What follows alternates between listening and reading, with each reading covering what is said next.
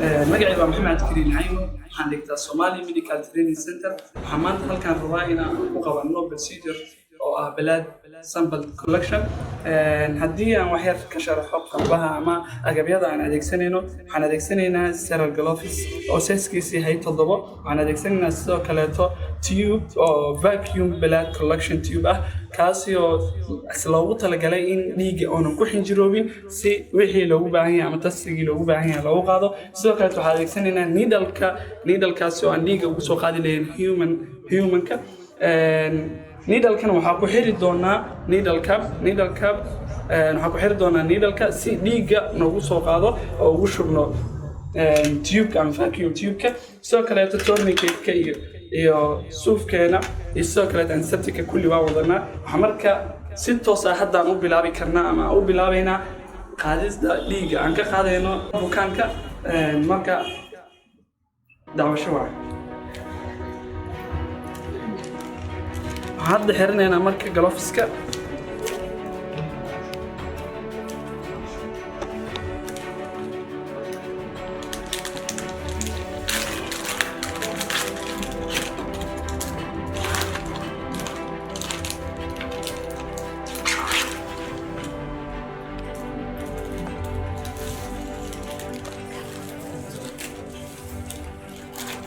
gloveskan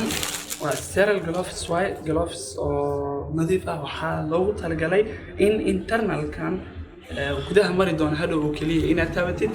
qaybta externalka ah waxaa u adeegsan doontaa bukaanka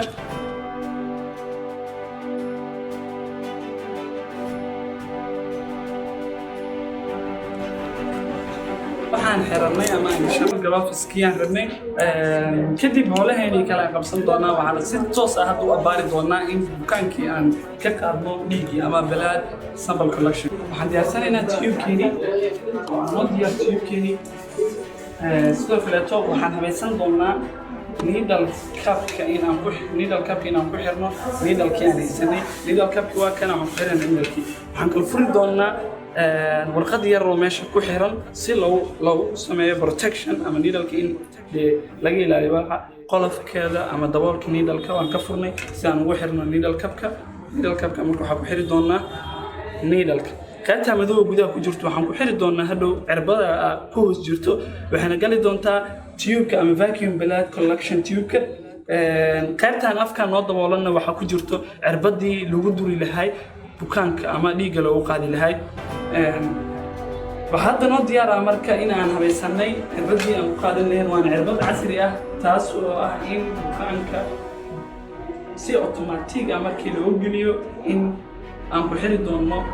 vacuum blood collection-ka qaybtan dambe oo madow ah iyadaana anagoona soo nuugo dhiig ama wax aanan samaynin soo nuugi doonta dhiigga waxay noogu shubi doontaa vacuum blood collection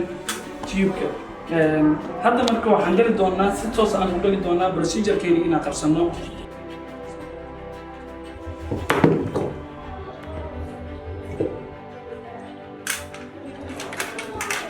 procedure-keeni waxaan ku bilaabi doonaa in xididkeeni banaanka u soo baxsano waxaana ka xiri doonaa qaybta kore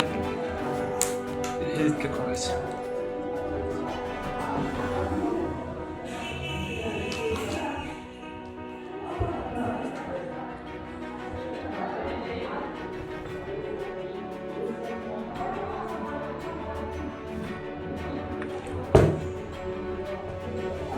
waxaan sterilized ka dhigi doonaa meeshii aan duri lahayn ilaa 10 ilaa iyo 5 centimeter in ku aadan sterilized markaan ka dhigno waxaan horta hore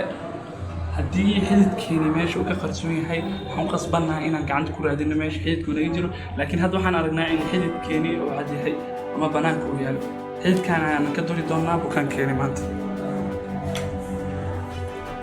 qaybtaani daboolka kore needle-ka waan ka saaraynaa waxaana sidoo kaleeta diyaar noo ah tube-keeni aan ku qaadi lahayn okay